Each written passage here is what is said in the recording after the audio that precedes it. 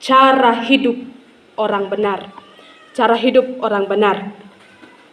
Bapak Ibu saudara-saudara yang sama dikasihi Tuhan, ketika seseorang menuliskan surat, tentu ada pesan atau ada inti yang ingin disampaikan lewat surat yang ia kirim. Kalau orang-orang tua yang dahulu kenalannya sama mungkin pasangannya lewat surat menyurat. Kalau kami sekarang lewat chat. Ya, dulu orang-orang tua itu kalau mau kirimkan anaknya surat ke kota, kalau dia sekolah di kota pakai surat. Kalau sekarang tinggal di WhatsApp dan siapa rakadoimu dan lain sebagainya. Nah, hal ini juga dilakukan oleh Yohanes dalam bacaan kita pada saat ini. Ketika ia menulis dan mengirimkan suratnya kepada komunitas orang percaya pada saat itu, ada inti yang ingin disampaikan oleh Yohanes pada saat itu. Taina rayata Yohanes kumua kiring bang surat laku komunitas orang percaya mama akasyakwai.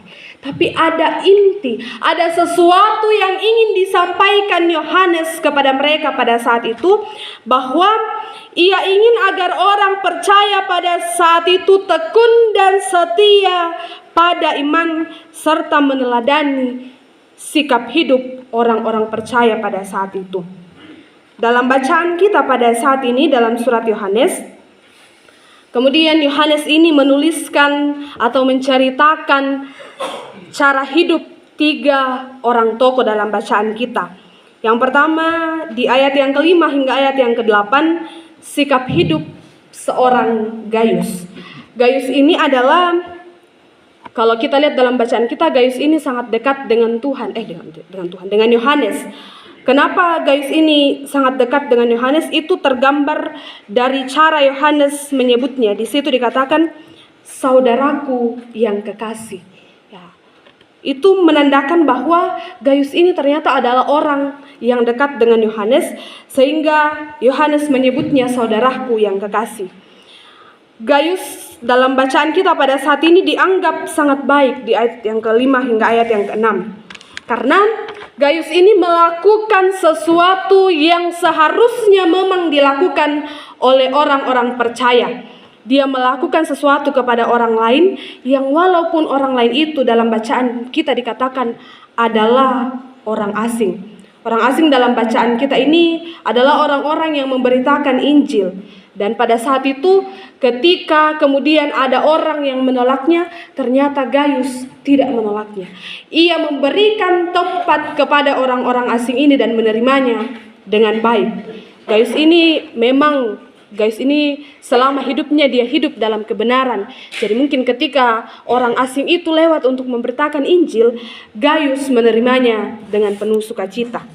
Kemudian tokoh yang kedua yaitu Diotrephes. Diotrephes di ayat 9 sampai 10.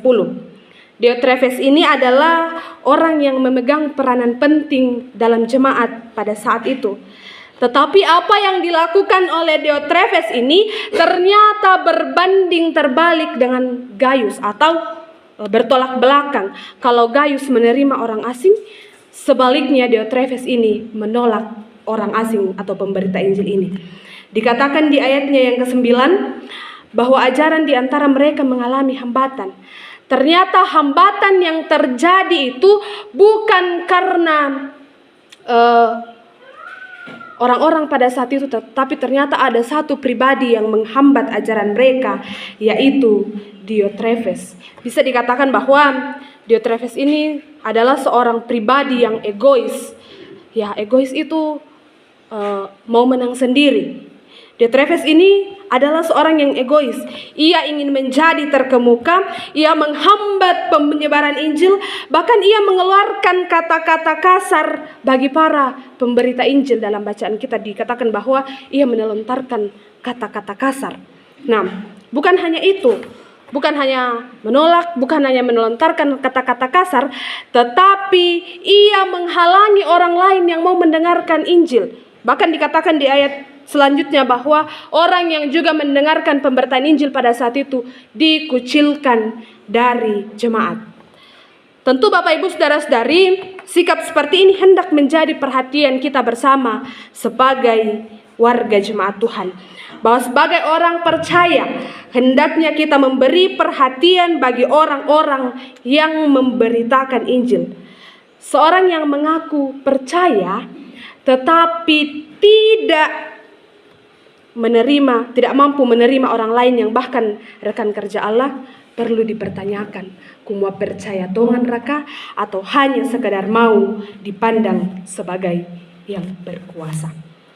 Kemudian tokoh yang ketiga, yaitu Demetrius di ayat terakhir, di ayat 12. Nah, sikap hidup Demetrius ini dipandang baik dan menjadi kesaksian bagi orang lain.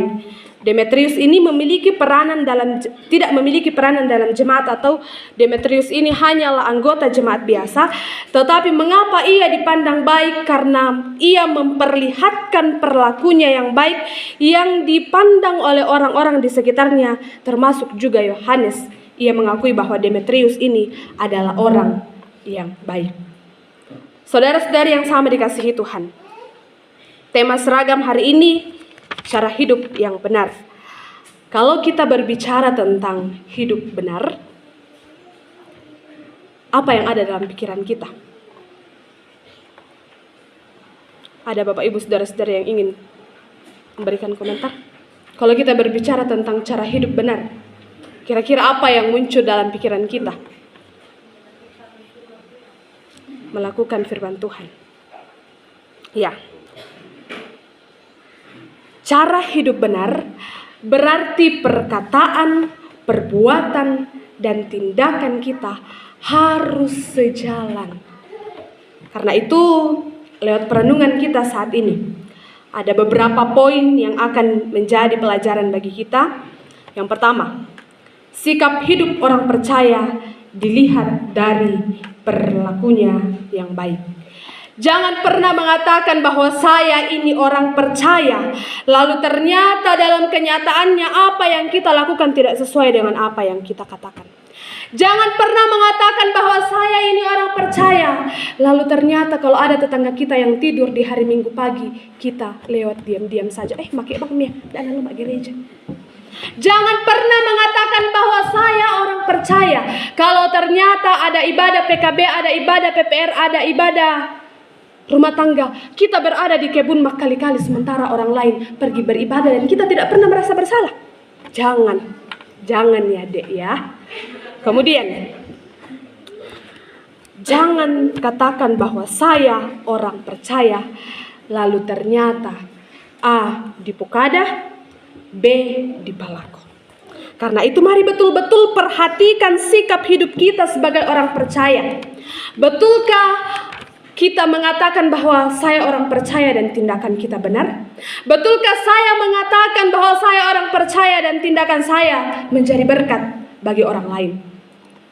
Yang kedua, sikap hidup orang percaya dilihat dari kesaksiannya. Biasanya ada orang yang menganggap bahwa menjadi orang percaya itu melakukan ini dan itu. Harus terlibat pelayanan mimbar raka, pelayanan hari Minggu, dan pelayanan yang lainnya. Namun ternyata dari tokoh Demetrius kita belajar bahwa kehidupan yang Tuhan anugerahkan dapat menjadi berkat bagi orang-orang di sekitar kita lewat tindakan kita setiap saat.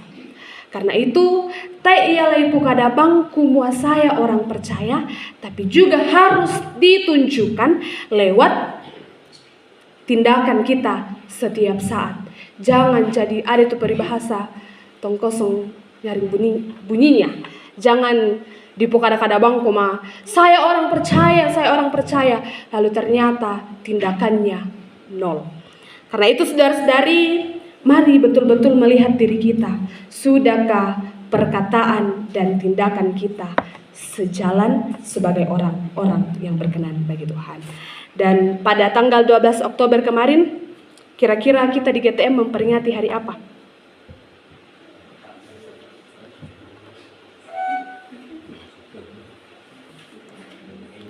Ya. Di Gereja Toraja Mamasa pada tanggal 12 Oktober, kita memperingati Hari Pekabaran Injil yang ke-111 tahun.